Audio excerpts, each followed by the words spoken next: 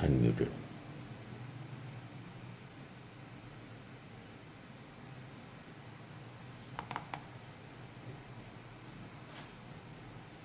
Webcam.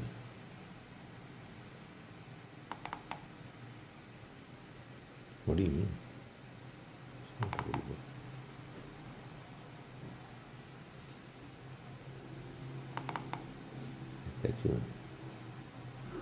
اچھا جی، سورہ نساء آیت نمبر 1 ابتدا سے ہم کر رہے ہیں۔ اعوذ باللہ من الشیطان الرجیم، بسم اللہ الرحمن الرحیم۔ یا ایھا الناس، اے لوگو، اتقوا ربکم، ڈرو اپنے رب سے، الذی خلقکم من نفس واحدہ، جس نے پیدا کیا تم کو ایک ہی نفس سے، وبث منہما رجالا کثیرا ونساء، اور اس نے پھیلا دیے ان دونوں سے بہت سے مرد اور عورتیں۔ واتقوا اللہ الذی تساءلون بہ والارحام، اور ڈرو اللہ سے، الذی تساءلون بہ، جس کا کہ تم واسطہ دیتے ہو ایک دوسرے کو، والارحام، اور ڈرو رشتوں کے توڑنے سے۔ ان اللہ کان علیکم، اللہ تم پر نگران ہے۔ سورہ نساء سورہ آل عمران کے بعد آتی ہے، اور سورہ بقرہ اور سورہ آل عمران کے بارے میں آپ کو بتا چکا کہ یہ دونوں صورتیں جوڑا صورتیں ہیں۔ جیسا کہ قرآن مجید میں اللہ تعالیٰ نے اس کی تمام صورتوں، 108 صورتیں ایسی ہیں کہ جو 54 جوڑوں میں منقسم ہیں۔ معلوم ہوتا ہے کہ ہر جوڑے کی نوعیت مختلف ہے۔ یہ ایک الگ سے ایک اپریشیٹ کرنے والے اسٹوڈنٹس کو اس کو کم سے کم سن لینا چاہیے۔ کے بارے میں تو میں لوگوں کو کہتا ہوں کہ اصل میں بہت سی اس طرح کی نے یہ بتایا کہ وہ چاند نظر آ رہا ہے، ذرا ادھر دیکھو کھمبے اور درخت کے درمیان، آپ نے دلچسپی لی، غور سے ان حقائق کا بھی معاملہ ہے کہ ان کو اگر کوئی آپ کے سامنے پوائنٹ آؤٹ کر دے تو آپ خود دیکھیں گے، کہیں گے یار یہ بات انہوں نے بنائی ہوئی ہے یا یہ بات حقیقت لگتی ہے۔ تو میں یہ گزارش کرتا ہوں کہ اس سے بھی آپ انٹروڈیوس ہوں، تو پھر ایک قرآن مجید میں ایک اور نوعیت کی دلچسپی بھی انسان کو پیدا ہو جاتی ہے۔ میں اس وقت صرف آپ کو بقرہ الف لام میم سے شروع ہوتی ہے، سورہ آل عمران اگلی سورہ بھی الف لام میم سے شروع ہوتی ہے، اس سے اگلی سورہ ہم نے اب پڑھنی شروع کی ہے، یہ یا ایھا الناس سے شروع ہوتی ہے۔ تو آخر کوئی وجہ تو ہے کہ دو صورتیں، یہ اصل میں اللہ کی طرف سے اشارہ ہے کہ یہ دونوں صورتیں آپس دعاؤں پر ہوتا ہے، اور ان کے مضامین میں بھی بہت سی ایسی چیزیں ہیں کہ جن کو میں اس وقت بیان نہیں کروں گا، اس لیے کہ وہ جو پہلو ہے وہ یہ ہے کہ معلوم ہوتا ہے کہ بات کا آغاز سورہ نساء سے ہوا ہے، اور اس کا اختتام یا آپ کا یہ کلائمیکس ہے کہ جو سورہ اس زمانے میں نازل ہوئیں کہ جب مسلمانوں کا جو اصول ضوابط تھے ان کو طے کرنے کا موقع آ گیا تھا، تو معاشرے میں ملحوظ رکھنے چاہیے اور ان کی وضاحت کی۔ سورہ مائدہ میں اللہ تعالیٰ نے جو مسلمانوں کو اپنی شریعت دی کے تمام ہونے کو بیان کیا ہے، اور مسلمانوں کے ساتھ گویا کہ ایک شکل میں ان کو بتائے گئے ہیں کہ جن کی اب سورہ مائدہ میں کلائمیکس تک پہنچ گئی ہے، اب انہیں یہ صورتیں اپنی اختتام کو پہنچیں گی تو نمایاں ہو کے سامنے آئے گی بات کہ دونوں صورتوں میں ایک عجیب بات یہ ہے کہ جو شاید کہیں اور نہیں ہے، کہ صورتیں اب مضامین کے لحاظ سے ختم ہو جاتی ہیں، مکمل ہو جاتی ہیں۔ آپ کا یقین میں اٹھنے والے سوالات کے جوابات ہیں بالترتیب۔ سورہ ends here, now the question and answer session begins, ایسا نہیں ہے، بلکہ وہ شروع ہو گیا۔ تو اب وہی جو بات میں نے شروع میں کی کہ آپ کہیں جی کہ مطلب یہ ہم کیوں مانیں، تو میرے کو اللہ تعالیٰ نے ایسے ہی ڈیزائن کیا ہے کہ جہاں اس کی بہت سی باتیں واضح ہیں۔ قرآن کہتا ہے نا اپنے بارے میں کہ قرآن مجید بالکل واضح، بینات من الہدا، کے ساتھ اس کی حکمت کے بہت سے ایسے پہلو ہیں کہ جو اس بات کا تقاضا کرتے ہیں کہ اس کو بار بار تدبر اور گہرائی کے ساتھ پڑھا جائے۔ تو یہ معلوم ہوتا ہے کہ اس میں اللہ تعالیٰ نے جو کچھ بھی اہتمام کیا ہے، جو باتیں بھی بیان کی ہیں، اگرچہ کہ وہ الگ الگ بھی غیر معمولی اہمیت رکھتی ہیں، تاثیر رکھتی ہیں، جوڑا جائے تو وہ اپنی ایک الگ صورت بناتی ہیں، مکمل شکل کہ جو معمولی تاثیر رکھتی ہیں، غیر معمولی ان کے اندر متاثر کرنے کا ایک بندوبست ہے۔ اس کے بارے میں ایک بڑا دلچسپ تبصرہ اس سارے قرآن مجید کو سمجھنے کے جو انداز ہے نظم کا، اس کے بانی مولانا حمید الدین کیا باتیں کر رہے ہیں نظم کی، کہ صورتیں ہیں ان کی اپنی ایک مرکزی مضمون ہے، صورتیں جوڑا جوڑا ہیں، پھر صورتوں کے جوڑے ہیں، پھر صورتوں کے گروپس ہیں۔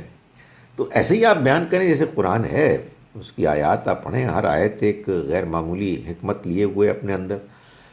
تو انہوں نے آیت اپنی جگہ پر ایک غیر معمولی حسن، حکمت، پر کے قیمتی پتھر ہوں اور ان کا ایک ہیپ ہو، ان کو جہاں کہیں پھینک دیا گیا ہو، منتشر انداز دیے جائیں کہ آپ کو تاج محل نظر آئے۔ تو اگر آپ کو اس کے ڈھیر میں اور تاج محل میں کوئی فرق نظر نہیں آتا تو آپ نہ غور کریں قرآن مجید کو اس کے نظم کے لحاظ سے، لیکن اس کلام کے اندر جو نظم ہے، جو اس کے اندر اور اس کے معنی میں مزید گہرائی حاصل کرنے میں معاون بنتی ہے۔